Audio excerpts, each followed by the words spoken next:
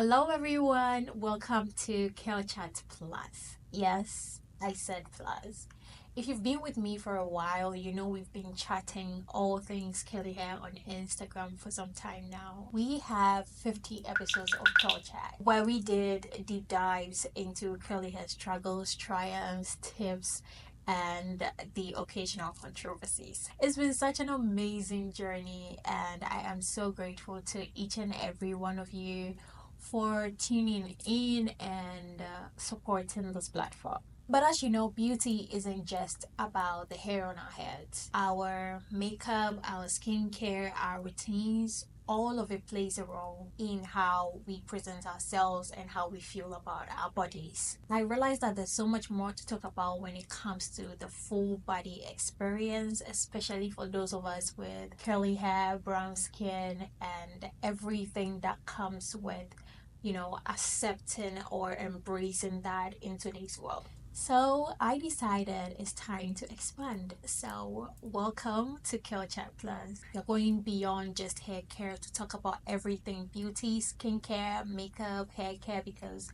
we deserve to explore and celebrate all of it. Culture has always been about embracing our uniqueness, challenging misconceptions, and giving curly hair folks a space to share and learn. Now, Culture Plus is an even bigger platform where we dive more into not just how we look, but how we care for ourselves and how we define our beauty in our own terms. The shift really comes from the belief that beauty is a full body experience. Our curls are important, yes, but so is the glow of our skin, the creativity in our makeup, and how all these things come together to make us feel confident and powerful in our own skin. Especially for people like me and probably a lot of you with curly hair, brown skin, and identities that have been sidelined in the beauty spaces, it's important that we celebrate all parts of our beauty. So here's what to expect. We are still taking hair, don't worry about that. We are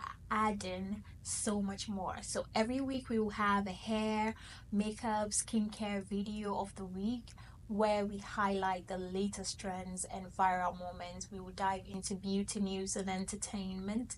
And of course, we will keep breaking down the myths and misconceptions in the beauty world. Plus, I've got some special guests and topics lined up that you don't want to miss. Culture Plus is about evolving just like we are, and I'm so excited to grow the show with you, to have new conversations, and to expand the beauty space for all of us who felt like there wasn't enough for our version of beauty. So grab your tea, your coffee, whatever you have, some popcorn, and let's dive in. Well, since today is more of the intro or like the opening session of all of this, it's going to be quite a quick one, but let's do this. It was like 2 degrees this morning. A few days ago, I put up a poll on my Instagram.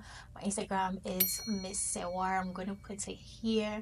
And I put up this poll asking that I want to go there and be specific and find the exact thing that I put on there. So I was like, it is the cold season now, and hair tends to dry out more quickly. So I was like, what is your solution to this? And the options that I gave was to use oils. I mean, if you know me, you know my stance on this. So I feel like my followers sort of saw it as a trick question, but I actually didn't mean it. The first option was use oils, the second one was wash twice a week.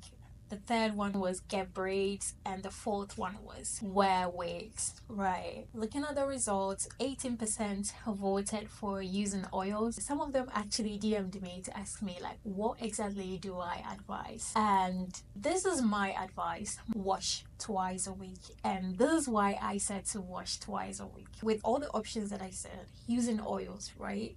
So it's colder, so our hair is drying out a lot more, right?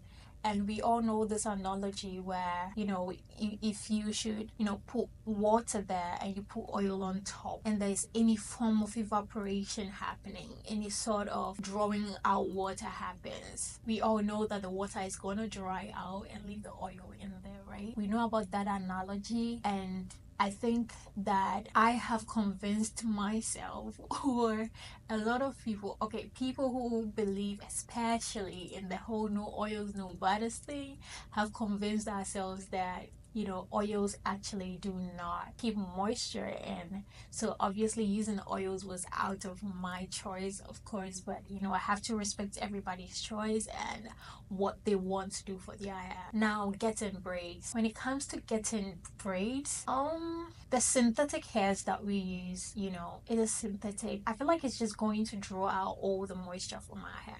And you and I know, like, when we get braids, right? We don't take it down and our hair welcomes us with moisturized hair, right? And obviously it's so dry that we have to be very careful with how we handle it. So obviously wearing braids, it's a no. I get it that it's easy. Like, it is so cold, like when I step out, I'm freezing, okay? I get how easy it is where you don't have to get into the shower and wash your hair every week and all of that. So I get how wearing braids would be easier, but is it really helping us? Personally, I think that would be like one of the worst options that you would actually choose. Well, then it comes to wearing wigs. That was actually my trick question, because when I'm wearing wigs, I can take it off and still take care of my hair. So that means having to take care of my hair. You get it? So, I mean, I still get to wash my hair twice in a week to make sure that my hair is moisturized. I believe that moisturizing your hair is shampooing and conditioning your hair. That is me moisturizing my hair, because that is the only way that our hair can actually get moisture into it. So these were my results, but again, I want to know what you guys think in the comment section. Now, this is the makeup video of the week. This video sort of caught my eye when I saw it. So it being the makeup video of the week doesn't mean that maybe it was released this week or whatever, but it's something that our eyes go on. I mean, my eyes go on. In this video, it's more about showing the application on Easy Blend. But before all of that, like, I am so obsessed with this creator. I think her name is Melissa. I don't know if I'm sorry if I'm mentioning your name wrong, but I am obsessed with his skin. His skin is so beautiful. And sometimes when she starts up her makeup, I'm like, I'm confused. Like, does she already have foundation on, or she doesn't? Her skin is literally perfect. Now, this Easy Blend from Huda Beauty has been all over the place. I did some quick Sephora run the other day, and when I got there, I wanted to get one, but I was like, she doesn't have any obvious skin concerns like I do. So I'm like, how is this going to work on my skin? I haven't really seen any video of people with skin concerns like myself using it, so I don't know, because I have been having lots of skincare issues for the past few months. I don't know whether it is the change in the water that I use or whatever. I really don't know, but I have tons of dark spots and acne on my face every now and then. And I am the type, I keep my sheets very clean. I wash my pillowcases every weekend, whatever, but I really do not know what's happening, girl. Like, I always have acne. I wake up, there's some here, there's some there, there's some here. I don't know, it's just all over the place. I'm thinking of putting a filter on my bathroom faucet to see if it's gonna have a change in my skin. But yeah, this is where my skin is at right now. So I was like, I don't know if I don't know how this Easy Blend is really going to look on my skin, or if you have seen anybody with dark spots and all of that, because it's saying that it is sort of like a medium coverage sort of thing. I don't know if it is buildable or it's not. And yeah, but really, this was a video that caught my eye. Like, you guys should check her out. I think her videos are so beautiful. I love the way she presents herself, the confidence and everything, and it's girl, it's literally it, okay? This touched my heart, And I was like, this is reality. Like, Actually gotta start crying. Wait. I have to be at work in 30 minutes. I don't know what to do. I don't know how to make it look presentable to the public. Went at first with some of this. now starting off this video, I sort of was trying to put myself in her situation, like trying to be like, if I had that length of hair, what could I do to my hair within that short time that I have to go to work? And let's say, like, if you are not the type that can easily wing something real quick, I feel like it becomes really tough when you have to sort of wing something. Let's say if I had like relaxed hair, I could just put my hair in a bun, let it go. But let's continue watching the video. I can't go like this. My hair is only long enough to do little space buns. Is that a bit childish for work? What do you do? What do you do? Smoothie styler? I didn't know black people could use tangle teasers. They're actually pretty sick. I don't think I have enough hair to do a high bun. Wait, what is that hump? 10 minutes. Oh my gosh, wait, I'm actually, okay, I'm gonna have a panic attack. Maybe a bow? No. My arms. I'm actually gonna start crying. Wait, this looks really bad.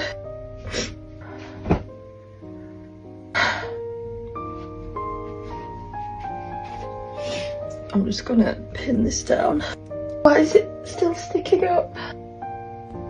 Why is it still sticking up? ORS grip gel. Put on some earrings so I don't look like a Nigerian village boy. Why? I'm just gonna colour it in with black eyeliner because I don't have time to piss around. All that work. And what did it get me? The only plus side is that I work with all white women. It doesn't matter how busted my hair looks, they always tell me I look nice. They don't even know what they're looking at. Morning, sorry I'm late. Oh, like your hair. Dear. Yeah, you look I mean, she got to work and they were like, your hair is beautiful and all of that, but I could tell that that's my thinking. I'm thinking that she herself, she wasn't very confident in the style that she was wearing. Now, if I am in the situation, I'm thinking, what could I do? Probably comb my hair out into an afro. And that's the part where you work with an all white people. God. Okay, so I have worked with a British woman before, like a white woman, and well, she always had something positive to say about my hair. It's always like, how did you get your hair like this? Your hair is so beautiful. Your hair is so it's like she always had really beautiful comments about my hair. She was so interested that to me it wasn't weird. I felt like she genuinely wanted to know what was it because the way I wear my hair is interesting in the sense that I always have something else to show up to work. Now, when my hair was shorter, of course, I love wash and goes. I do wash and goes all the time, and so that is it. But in this situation, this is what she has in the morning. What would she do? To be honest, the only thing I could think of, like, I was watching the video and I was like, oh my god, just comb it out into an afro and just go. Because you pulling it back, your edges, because you can see, like, her edges are very, like, this part of her edges are thin and all of that. Like, pulling on it is really not gonna help. And pulling it all back, they are all not the same length, right? And so there's going to be some popping out, and the whole idea of you putting bobby pins trying to, it just makes it look, oh, I don't know, but I really felt this video. I really felt it, and I can understand why people will be so frustrated with um this length of hair and shorter, and you know I mean, if I sometimes, I would do a set, wake up in the morning and it is flaking. And you can see some of my videos on my page, and I try to do something with my hair in a very short time and move on, and it still takes time. Sometimes I'm late. You get it? And it makes it really difficult. I don't think that should be our lives. That shouldn't be it. I get it that that is the reality on the ground here, but I feel like we can find a way around this. What do you think? I think we can find a way around this. Yeah. And it looks like combing our hair into an afro isn't what comes to mind first when we are in situations like this, or when we can't do anything with our hair. And I don't know why that is that, but I feel like wearing your hair in an afro is so beautiful because we have curls, like curls that you cannot see the beginning and or the end of. I think it is so magnificent, and that should be considered. I don't know, but really, I did feel this video, and I don't know whether the emotion showed in the video was real, but it seemed very real to me that my eyes was literally watering with them the first time I saw this video, and I watched it over and over again. And I was like, you know what, I need to share with my girls and see like what the comments you'll have about this. I feel like when you have like a looser texture, it becomes sort of easier for you in that sense. Well, I'm just saying easier for you because I don't have it, so I don't even know the reality on the ground for people